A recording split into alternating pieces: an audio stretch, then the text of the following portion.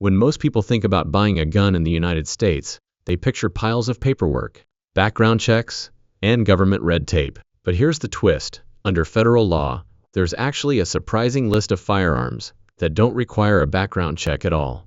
No FFL, no stack of forms, no wait. Just perfectly legal under federal rules.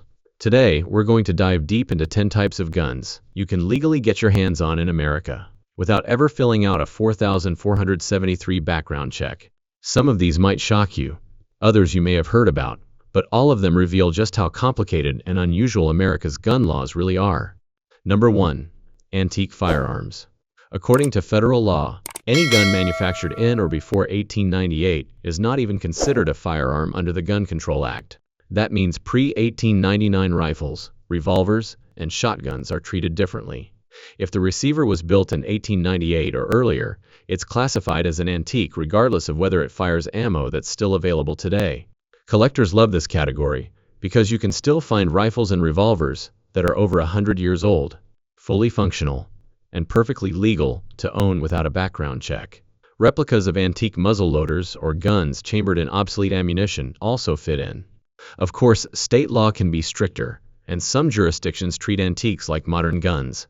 But on the federal level, antiques are a free lane for collectors and history lovers alike. Number 2.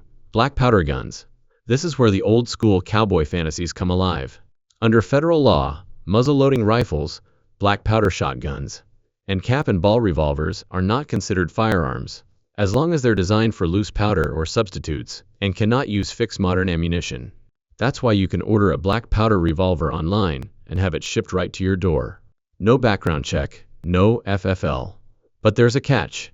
If you drop in a cartridge conversion cylinder, and suddenly that cap-and-ball revolver shoots modern ammo, now it's a firearm under the law. It's also worth noting that while federal law exempts these guns, some states regulate them more tightly. Still, for reenactors, hunters, and folks who just love smoke and sparks, black powder guns remain one of the easiest categories to own without paperwork. Number 3. 80% frames and lowers. These are the unfinished building blocks of firearms, partially machined receiver blanks that aren't yet functional guns. For years, you could order 80% lowers online and build your own rifle or pistol at home with simple tools. No background check required. Recently, the ATF and the courts have tightened the definition, saying that some kits that are readily convertible are legally firearms. That means serialization, FFL transfers, and background checks may apply. Still, true 80% receivers that cannot function and require significant machining are not firearms under federal law. For builders who want to make their own guns from scratch, this remains a legal path. Again, states like California and New Jersey heavily restrict them, but under federal law, an unfinished block of metal or polymer is not a gun. Number 4. Home-built firearms. Believe it or not, it is federally legal to manufacture your own firearm for personal use, as long as you're not prohibited and not engaged in the business of selling them. That means you can machine your own AR-15 receiver, build a custom hunting rifle, or assemble a shotgun for yourself without a background check. You don't even have to put a serial number on it if you keep it. However, you cannot build restricted items like machine guns, short-barreled rifles, or silencers without going through the NFA paperwork process. And if you start cranking out dozens of rifles to sell, the government will consider you a dealer who needs an FFL. Still, for the hobbyist gunsmith, the ability to build a legal firearm at home without a background check is a unique feature of American gun law. Number 5. Private sales and transfers. Here's one of the biggest loopholes in the federal system. If two residents of the same state want to make a private sale, federal law does not require them to go through a dealer or run a background check. That means one individual can sell a rifle or handgun directly to another, face-to-face, without an FFL involved. However, it is illegal to knowingly sell to someone who is prohibited, and you cannot transfer across state lines without an FFL. After the Bipartisan Safer Communities Act, the definition of being engaged in the business of dealing has tightened, so someone flipping guns for profit without a license can get in trouble. But for occasional in-state transfers between lawful gun owners, no background check is required under federal law. States like Colorado and California require all transfers to go through an FFL, but federally, the private sale loophole still exists. Number 6. Inherited firearms. Guns that are passed down by will or inheritance get special treatment. If your grandfather leaves you a rifle, you can legally take possession of it without going through an FFL or running a background check, even if you live in a different state. Federal law allows the transfer of inherited firearms across state lines without a dealer involved. However, the rules still apply that you must be legally eligible to own the gun, and state restrictions can still apply.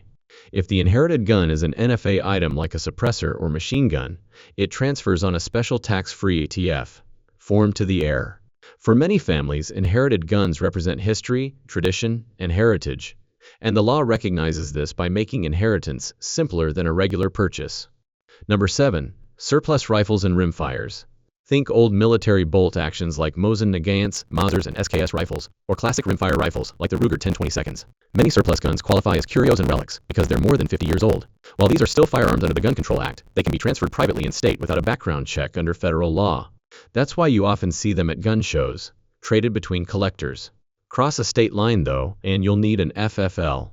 Again, state rules can be stricter, but federally, private transfers of surplus and rimfire rifles are legal without paperwork, as long as the buyer isn't prohibited. Number 8. Replicas of antiques.